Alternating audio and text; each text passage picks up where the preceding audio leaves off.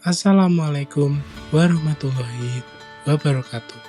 Perkenalkan, saya Dimas Maulana dengan NIM 2232090088 dari kelas 5A Program Studi D3 Akuntansi.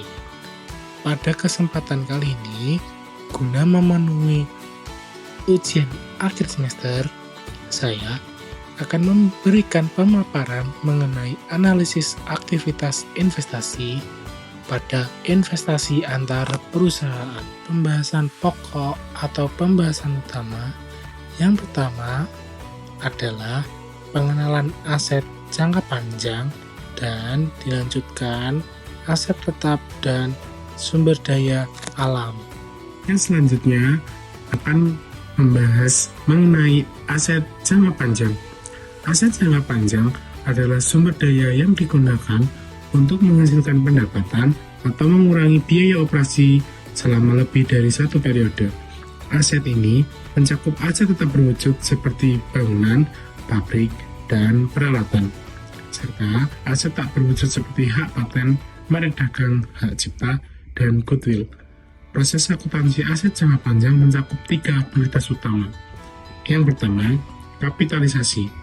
Kapitalisasi adalah penangguhan biaya yang manfaatnya akan dirasakan dalam beberapa periode mendatang. Hasilnya akan menciptakan akun aset. Yang kedua, alokasi. Alokasi adalah pembebanan biaya aset secara bertahap selama masa manfaatnya melalui penyusutan untuk aset berwujud, amortisasi untuk aset tak berwujud, dan depresi untuk sumber daya alam. Yang ketiga, penurunan nilai terjadi saat arus kas yang diharapkan tidak cukup untuk menutupi nilai buku aset yang tersisa di neraca. Kemudian akan membahas mengenai lebih dalam mengenai kapitalisasi, alokasi, dan penurunan nilai.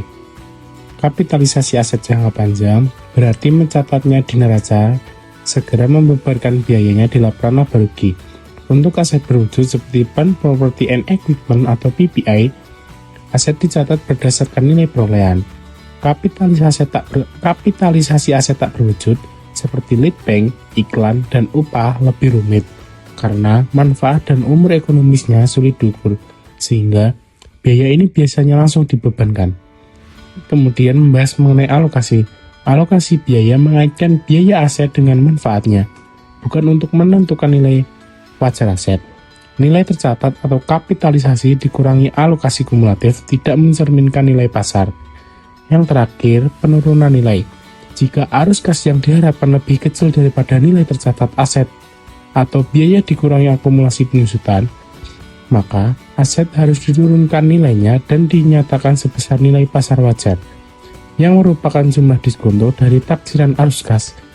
Ini akan mengurangi nilai tercatat aset di neraca dan mengurangi profitabilitas sebesar jumlah yang sama. Selanjutnya akan membahas mengenai perbandingan antara kapitalisasi dengan pembebanan, yang memiliki beberapa subbab yang diantaranya adalah: yang pertama, dampak terhadap laporan keuangan dan rasio. Pertumbuhan ekonomi dengan kebijakan yang tepat dapat mempengaruhi kualitas hidup masyarakat dan distribusi kesejahteraan. Yang kedua adalah dampak kapitalisasi terhadap laba. Kapitalisasi memiliki 2 utama terhadap laba. Yang pertama, kapitalisasi menangguhkan pengakuan biaya yang mengakibatkan laba lebih tinggi selama periode akuisisi, tetapi laba lebih rendah di periode berikutnya dibandingkan dengan metode pembebanan langsung. Yang kedua, pembebanan langsung cenderung menyebabkan fluktuasi laba yang lebih besar karena pengeluaran modal seringkali bersifat tak lancar. Berikutnya adalah dampak kapitalisasi terhadap tingkat pengembalian investasi. Kapitalisasi meningkatkan fluktuasi dalam pengukuran laba yang berdampak pada rasio tingkat pengembalian investasi atau ROI karena mempengaruhi baik pembilang atau laba maupun penyebut atau basis investasi dari rasio tersebut. Sebaliknya, pembebanan biaya aset menghasilkan basis investasi yang lebih rendah dan meningkatkan fluktuasi laba. Kemudian selanjutnya dampak kapitalisasi terhadap rasio solvabilitas. Pada pembebanan biaya aset secara langsung, rasio solvabilitas seperti rasio utang terhadap ekuitas atau debt to equity mencerminkan kondisi keuangan perusahaan yang lebih buruk dari kondisi sebenarnya. Selanjutnya, dampak kapitalisasi terhadap arus kas operasi. Saat biaya aset dibebankan langsung, biaya ini dilaporkan sebagai arus kas keluar aktivitas operasi. Sebaliknya, jika aset dikapitalisasi, biaya ini dilaporkan sebagai arus kas keluar aktivitas investasi. Kemudian akan memasuki pada bab kedua, yaitu menilai aset tetap dan sumber daya alam. Menilai aset tetap seperti properti, pabrik, dan peralatan. Prinsip biaya historis digunakan saat menilai properti, pabrik, dan peralatan. Penilaian biaya historis mengharuskan suatu perusahaan pertama kali mencatat aset sebesar harga belinya atau pada saat harga mendapatkannya. Biaya ini mencakup pada beban apapun yang diperlukan agar aset tersebut berada dalam lokasi dan kondisi siap digunakan atau siap memberikan jasa. Yang kedua, menilai sumber daya alam.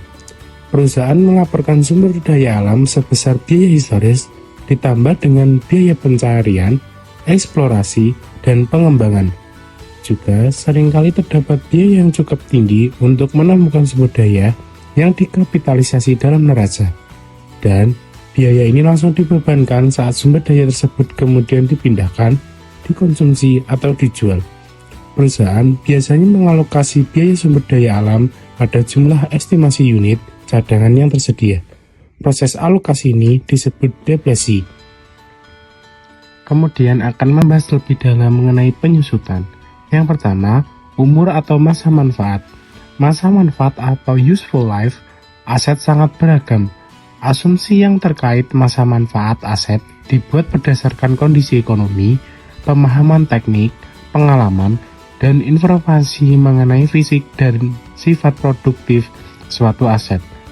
Kerusakan fisik merupakan faktor penting yang membatasi masa manfaat, dan hampir seluruh aset mengalaminya. Faktor pembatas lainnya adalah keusangan, yang mempengaruhi masa manfaat melalui perkembangan teknologi, pola konsumsi, dan kekuatan ekonomi. Yang kedua adalah metode alokasi. Ketika masa manfaat aset ditetapkan, beban penyusutan periodik dihitung berdasarkan metode alokasi atau allocation. Terdapat 3 jenis metode yang bisa digunakan. Yang pertama, metode garis lurus. Metode penyusutan garis lurus atau Starlight Line mengalokasi biaya aset pada masa manfaat berdasarkan beban periodik yang sama. Yang kedua, dipercepat. Metode penyusutan yang dipercepat atau accelerated mengalokasi biaya aset sepanjang masa manfaat dengan pola yang semakin menurun. Dua metode penyusutan dipercepat yang paling umum adalah saldo menurun dan jumlah angka tahun. Yang ketiga adalah metode khusus. Metode penyusutan khusus atau spesial ditentukan pada industri tertentu seperti baja dan mesin berat. Persamaan metode ini adalah dikaitkannya beban penyusutan pada aktivitas atau intensitas penggunaan aset. Terima kasih atas perhatiannya, telah menyaksikan pemaparan yang telah saya sampaikan. Jika ada kurang lebihnya mohon maaf. Wassalamualaikum warahmatullahi wabarakatuh.